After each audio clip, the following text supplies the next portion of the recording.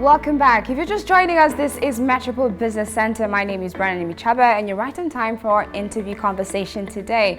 Now, the global hair wigs and extension market is estimated to reach revenues of more than $10 billion by the year 2023, growing at a compound annual growth of approximately 9% during 2017 to 2023.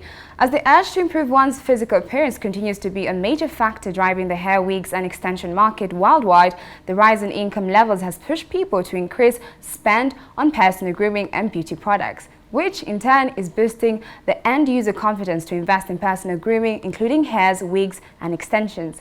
We explore the possibilities in starting your own hairline business in Kenya, as well as Kenyan hair extension market in Kenya, where it is today, and where it is headed in the coming years. Now, joining me for this conversation is a CEO of Nywele Creative, Georgina K. Muridhi. Thank you so much for making time to join me today. Hi. Can you hear me, Georgina? Hi, you're breaking up. I can't really hear you. Can you hear me now? Yes, now I can hear you. Perfect. Hi. I'm so sorry for the technical issues. Hi. Yes. How are you doing today? I'm good. I'm great. How are you? I'm fine, thank you. I'm super excited for our conversation. And I actually Thank you so much for having me. Thank you so much for making time. So we'll just jump into the first question that I have for you today. I wanted to know, what would you say about the state of the hair industry in the country? Is it one that is booming, and is there demand? Is it? Sorry, could you repeat the question? I'm saying, where would you say the state of the hair industry in Kenya is today? Would you say it's booming and there's a lot of demand right now? Yeah, I mean, I think we've seen increasing demand over the last probably 10 years, as long as we've been in business from when we started. I mean, the hair industry was huge before 2012, but I think the addition of virgin hair extensions and wigs has definitely blown up the industry. And yeah, we've seen a definite growth in the last 10 years. It's peaked in the last 5 years. And I don't see demand going back. It actually looks like it's becoming more and more, yeah. Okay. And you're the founder of Nywele Creative. You have a lot of branches across Nairobi. I wanted to know, what are some of the things you had to consider before getting into the hair market in the first place? First, we had to look at the consumer. So we looked at consumer awareness in terms of virgin hair extensions, how much people understood what they were.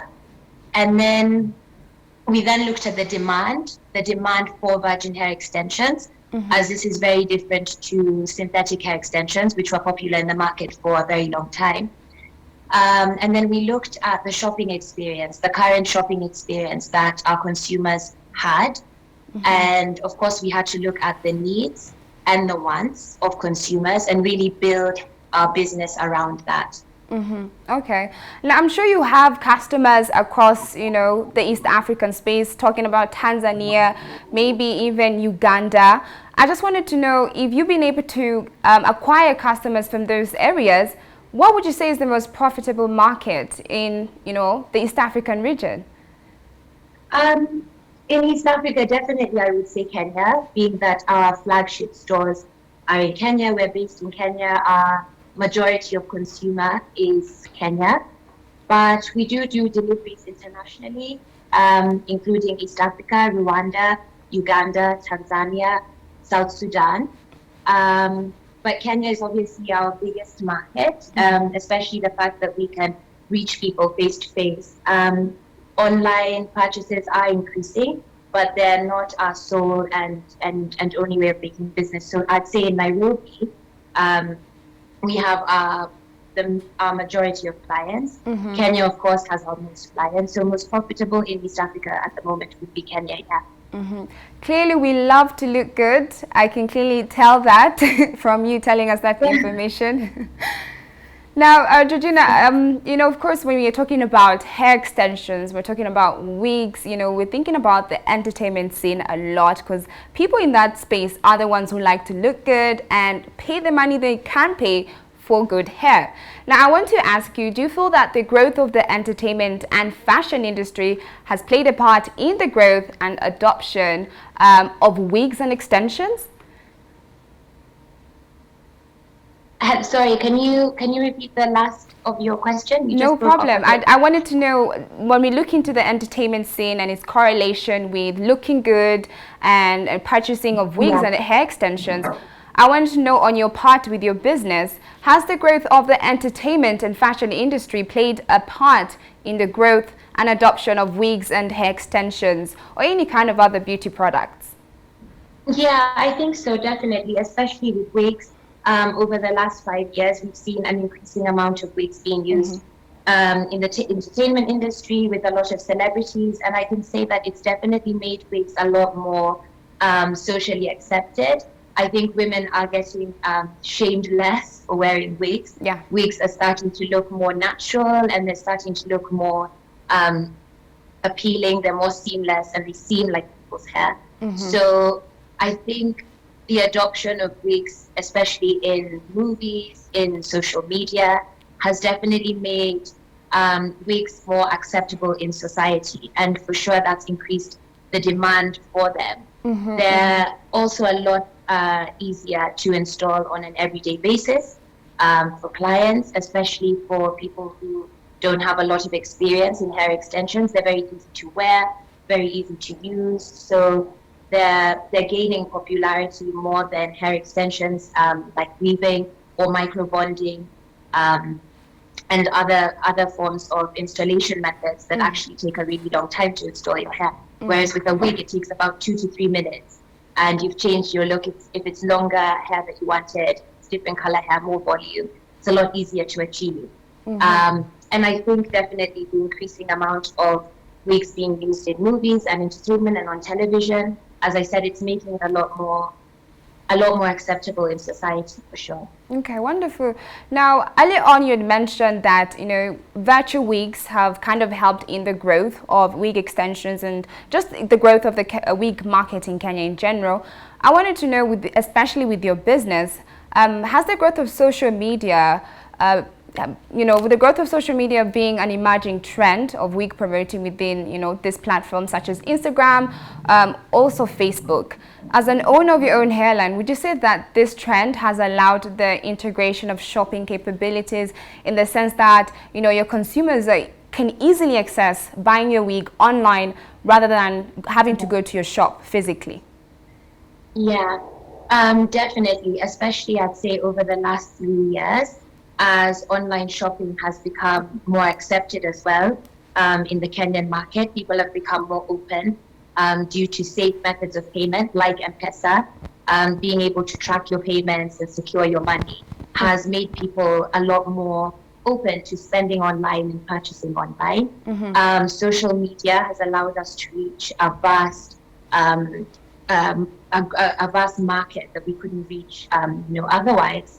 We're able to reach people in different towns. We're able to reach people in different countries, which we wouldn't be able to do if it was only based on the stores. So definitely the increase in social media participation as well has increased our online sales, has given people access to our website, which works quite smoothly and is actually a very, very user-friendly experience. It's probably easier than coming into the store, especially with COVID-19 restrictions now as well. As we saw last year, we saw a great increase in how many people are using the online platform as a way of making purchases. So definitely, and social media has definitely helped us to boost that. I'm even happy you mentioned, COVID-19 and how it affected a lot of businesses last year. I wanted to know how you were able to deal with COVID-19. Did you have any major effects in your business, and how were you able to stay afloat, especially during that period? I mean, yeah, like any other business, I think, especially in the retail industry in Kenya, we were impacted overnight. It was a matter of one day we're open and the next minute we're not open. And there was a lot of uncertainty for a couple of months. So we understood that our clients also had a lot of uncertainty about leaving the house and how often they did so. And buying patterns and buying behaviors changed dramatically overnight. For us, it was actually quite a learning experience. As I had mentioned, we've been in the business for 10 years and we hadn't experienced a pandemic before. So it was very interesting as a team to also look at the changing needs, the changing wants of our consumers. We had a lot of time to be creative.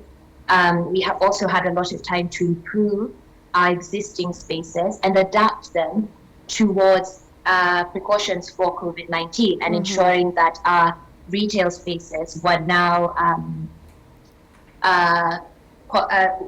complemented this new way of living. And also looking at the new needs and the new wants, with I think I've lost you for a bit, Georgina. Well, I think we're having a little bit of technical issues. We are going to take a short commercial break, but do not go anywhere because we have more in store for you right here at Metropol Business Center.